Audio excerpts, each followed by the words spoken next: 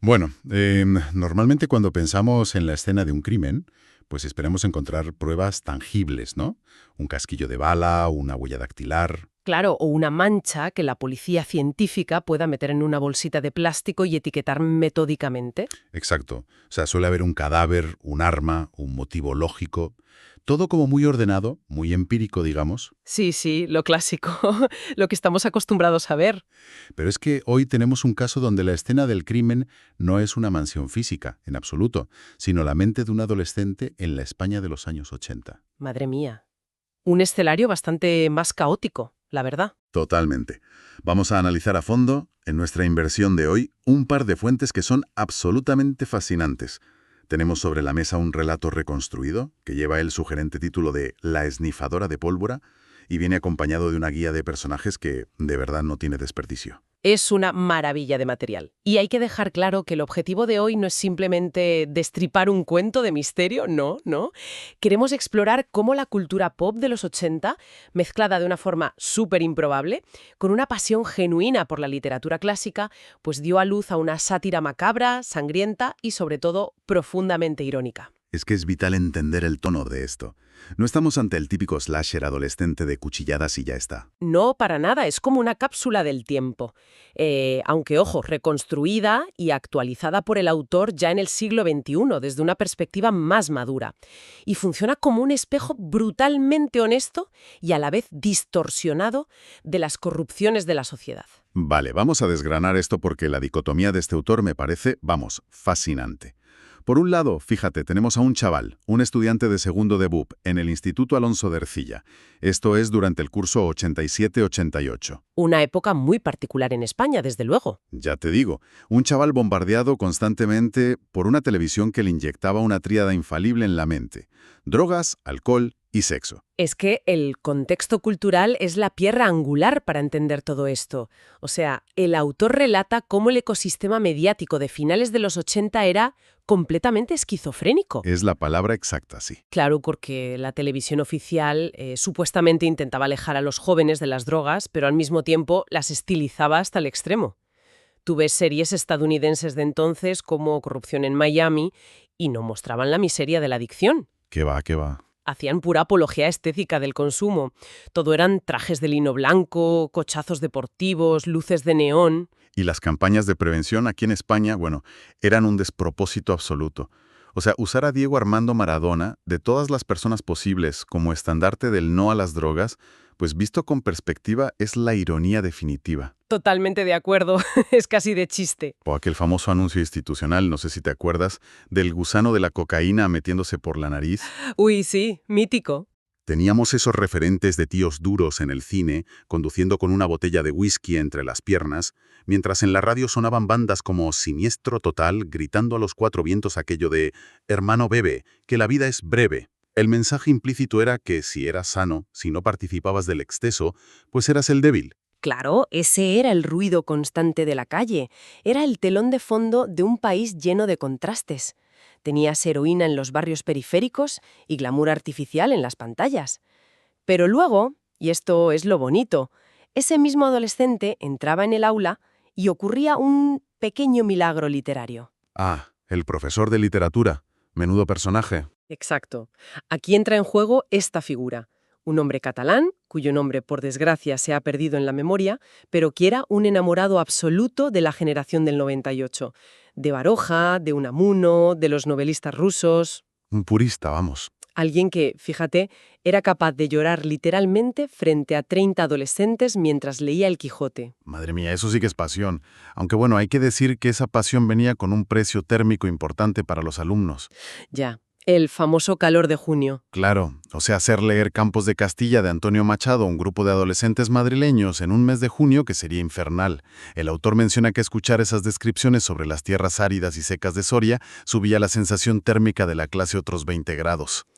¡Qué agonía, por favor! Es que todavía hoy asocia mentalmente esos versos de Machado al sudor cayendo por la frente. Pero, a ver, ese sudor tenía un propósito pedagógico brillante, estoy segura.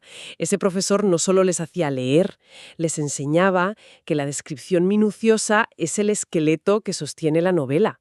Les obligaba a mirar la realidad con un ojo crítico antes de ponerse a escribir. Y vaya si este chico miró a su alrededor, porque para presentarse al concurso literario de la Semana Blanca de su instituto, se enfrentó a su primer gran enemigo físico, que era una vieja máquina de escribir Olivetti. Ay, las Olivetti. Eso no era teclear, era hacer pesas. Es que hace una analogía buenísima. Compara el acto de escribir en ese cacharro con un deporte de contacto o casi una tortura medieval. Dice que había que golpear las teclas mecánicas con la misma saña con la que un poliduro sacudía a los malos en las películas, solo para que la tinta dejara una marca en el papel. ¡Qué maravilla de imagen! Entonces, claro, la gran pregunta que nos hacemos es, ¿cómo se pasa de leer a Machado sudando a mares en un aula a teclear una masacre brutal en una mansión para un concurso escolar? Pues lo fascinante aquí es observar cómo la mente humana absorbe influencias súper dispares y las sintetiza. Este chico, influenciado por los misterios televisivos tipo Se ha escrito un crimen y por el ambiente marginal de su barrio, decidió crear un híbrido rarísimo. Un cóctel molotov literario. Exacto, un misterio clásico, pero empapado en la droga, la sangre y todo el exceso de su época. Y hay que recordar que, como el manuscrito mecanografiado en el 88 se perdió, lo que analizamos es la reconstrucción que hace el autor ya en el siglo XXI. Lo cual lo explica todo, claro. Eso es. Esta actualización explica por qué en una trama nacida en los 80 vamos a encontrarnos con arquetipos hipermodernos como influencers o estrellas del reggaetón. Lo cual nos lleva directamente a la premisa de la trama, que es espectacular. El escenario que elige es La Casona, La economía situada en el es Carrascalejo, intuición, un pueblo recóndito de caballero. Badajoz que apenas tiene 77 almas. En medio de la nada. Literalmente. Y hablamos de un imponente edificio del siglo XVI, con sus armaduras pesadas, pero equipado absurdamente con calefacción solar pasiva y una reforma en los baños absolutamente desastrosa.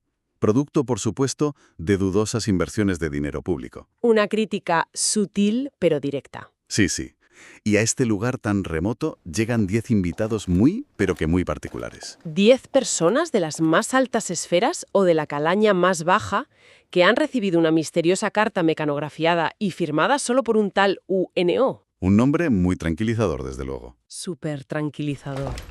Es una invitación al corazón de la nada, con gastos pagados, bajo la promesa de rendir cuentas o recibir honores en el más absoluto anonimato, con una única condición. A ver, cuenta. ¿Que el anfitrión no hará acto de presencia hasta la gran cena del sábado? Vale, espera, porque aquí me atasco un poco. A ver, cualquier persona normal, y más alguien con dinero o poder, recibe una carta anónima tan siniestra y lo mínimo que hace es tirarla a la basura y salir corriendo. O sea, ¿por qué demonios aceptan figuras de poder ir a encerrarse a un pueblo de Extremadura sin saber quién les llama? Me parece de locos. Es una duda súper lógica. Pero si conectamos esto con el panorama general de la obra, la respuesta es un análisis sociológico finísimo. Esta gente no va por valentía, van por una mezcla tóxica de arrogancia y miedo. Ya, la impunidad les ciega. Exacto. El poder sostenido en el tiempo te hace ciego. Muchos asisten porque viven en tal estado de impunidad que se creen intocables. Se piensan que el evento es un homenaje secreto a lo geniales que son. Claro, su ego no les deja ver la trampa. Y otros, los que tienen crímenes ocultos, van porque temen que ese UNO sepa demasiado y necesitan controlar los daños. En el fondo, es su propia podredumbre moral la que los mete en la boca del lobo. Y aquí es donde se pone realmente interesante, porque es fascinante ver cómo se acumula la tensión. El autor usa a estos invitados como peones para criticar todos los estamentos. Y ojo, aquí analizamos lo que expone el autor, su sátira institucional, sin tomar partido político por nadie. Porque hay palos para todos. Reparte a diestro y siniestro, desde luego. Imagínate el cóctel previo a la cena con esa 11ª silla vacía. Tienes al marqués de Tordesillas, 66 años, 120 kilos y luciendo una peluca rubia imposible. Un cuadro, vaya. Un culto total que vive de pelotazos urbanísticos y cobra subvenciones agrícolas sin haber pisado un tractor en su vida. Dinero viejo y corrupción rancia. Y a su lado Beatriz de la Alta Cuna. Que se presenta como la devota y amantísima esposa, pero que va, es una exmodelo 30 años más joven, operadísima, que regenta una boutique de lujo en Madrid. Pero, sorpresa, la tienda es una lavandería de dinero sofisticada para limpiar los fondos ilícitos de su marido. El clásico negocio tapadera. Y justo enfrente de esta nobleza corrupta, el autor coloca el éxito hueco de nuestro siglo. O sea, imagina al marqués compartiendo sala con Rafael Alberti. Y no el poeta, claro. No, no. Un cantante de reggaetón. Analfabeto, cubierto de cadenas de oro macizo, tatuajes en la cara y un chándal que cuesta más que un coche de lujo. Y para contrastar más, en la otra esquina tienes a Cristina H. La influencer andorrana. Esa, una autoproclamada nutricionista extremadamente delgada, operadísima también, que vende nutrición ética en redes, mientras, en la sombra, la financian las grandes farmacéuticas. Es que esa fricción entre distintas clases de corrupción es lo que hace que el ambiente en la casona sea irrespirable. Y el nivel sube cuando introduce el parasitismo burocrático con los gemelos Marcelo y Percebo. Los funcionarios son de lo mejor del relato. Son dos sociópatas de manual en la administración de justicia. De niños intercambiaron sus placas de identidad y crearon un vacío legal perpetuo. ¿Y sabes qué es lo peor? Que les pagan por no ir, ¿no? Exactamente. Su incompetencia es tan destructiva que el Estado les paga religiosamente con tal de que no pisen la oficina y no paralicen el sistema judicial. Son intocables gracias a la burocracia. Es demencial. Y luego sumamos a Rigoberta Viento, controladora aérea de élite que representa el nepotismo llevado a la tragedia. Hubo un choque de 2 aviones con 100 muertos durante su turno. ¿Por qué? Porque estaba distraída viendo un directo de Instagram de Cristina H. ¡Qué barbaridad! Y como es hija de un alto mando militar, pues todo se enterró como secreto de Estado. Y a su lado, Benigno Pedregoso, un agente forestal antiguo radical universitario que ahora lidera una mafia. Él provoca incendios, su hermano tiene la empresa de extinción subvencionada y su hermana aprueba los presupuestos de emergencia. Un negocio redondo. Y purulando entre todos ellos, aportando el delirio absoluto a la escena, están Wendy Hilaria y Rosario Leguminosa. ¡Ay, las actrices! Wendy es una actriz con un trastorno no tratado que se cree literalmente una princesa rusa en el exilio. Y Rosario es su pareja real, pero en la casona asume el rol de sirvienta resentida, vestida de mercadillo. Viven en 25 metros cuadrados en Madrid, pero allí actúan con altivez porque están convencidas de que el secuestro es un casting inmersivo de alguna plataforma tipo Netflix. Es que juntar a esta gente no es un recurso clásico de misterio, es meter a 10 hienas en una jaula de oro y ver quién muerde primero. Y esa tensión estalla en la famosa cena del sábado. Una cena descrita como un festín completamente obsceno. Imagínate, carpaccio de wagyu, caviar beluga, un consomé con aro comestible. Lo más normal para un sábado noche en Badajoz. Claro. Pero lo que domina la mesa no es la comida, es la presión psicológica de esa silla vacía en la cabecera. Y el hambre y el odio rompen el protocolo enseguida. Rosario, muerta de hambre y harta de ser sirvienta, es la primera en servirse con las manos. Comen como animales, y ahí empiezan las quejas que delatan a cada uno. Todos quejándose por tonterías, claro. El marqués golpea la mesa porque el vino está 2 grados por encima de lo aceptable. El reggaetonero dice que a la alta cocina le falta calle y código. Cristina H. mira el wagyu asqueada llamándolo obscenidad calórica. Y el pirómano, Benigno, amenaza con quemar las cortinas del siglo XVI si el dueño no da la cara. Y ese es el detonante. Porque Wendy manda a Rosario a la cocina a preparar cosas absurdas para humillarla. Que si un café Kopi Luwak, que si té matcha, que si un Macallan de 25 años... Solo faltaba pedir un unicornio. Tal cual. Rosario obedece, entra a la cocina y ahí la tensión clasista se rompe dando paso al horror puro. Vuelve al comedor tambaleándose, manchada de sangre oscura, y suelta el grito. ¡Hay un muerto en la cocina, hostias! Han encontrado al supuesto anfitrión con la cabeza destrozada sobre un plato carísimo. Y aquí, me detengo. Porque lo lógico ante un asesinato es entrar en pánico, llamar a la policía o atrincherarse juntos. Pero no, la reacción de esta gente es de un egoísmo que asusta. Cero instinto de grupo. Cero. Cristina, la influencer, tiene una crisis porque piensa que estar en un crimen violento le va a hundir las métricas de Instagram. El marqués se niega a respirar el mismo aire que un cadáver y la ralea, y exige volver al salón. Y el reggaetonero, bueno. Lo del reggaetonero es buenísimo. Alberti sufre un cortocircuito mental y empieza a improvisar un reggaetón macabro balbuceando rimas sobre el muerto. Es de locos. Pero es que esto plantea una pregunta importantísima. Cuando el instinto de supervivencia se activa en gente sin brújula moral, el resultado nunca es la cooperación, es paranoia instantánea y violencia contra el que tienes al lado. Y al huir al salón y atrancarse con una cómoda, pues firman su sentencia. Se han encerrado con sus propios verdugos. Y ahí empieza el baño de sangre. Casi como una coreografía, Marcelo, el funcionario, cae fulminado con un puñal de plata en la espalda. Un error del sistema que se depura a sí mismo. Totalmente. Pero su gemelo Percebo pierde la cabeza, culpa al marqués sin lógica alguna y se le echa encima. Y el marqués, con su instinto señorial intacto, coge un candelabro de plata y le revienta la sien sin pestañear. A partir de ahí, las máscaras caen. Rafael Alberti saca una pistola dorada del chándal. Y en vez de disparar para salvarse, el ego le puede.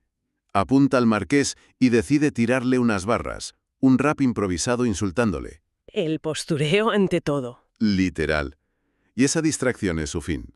Beatriz, la sumisa esposa, coge el puñal de plata del suelo y se lo clava a Alberti en el cuello. Pero la ironía poética viene justo después. El marqués se cree salvado, abraza a Beatriz pensando que lo ha hecho por amor devoto, y mientras le susurra las gracias, ella estalla.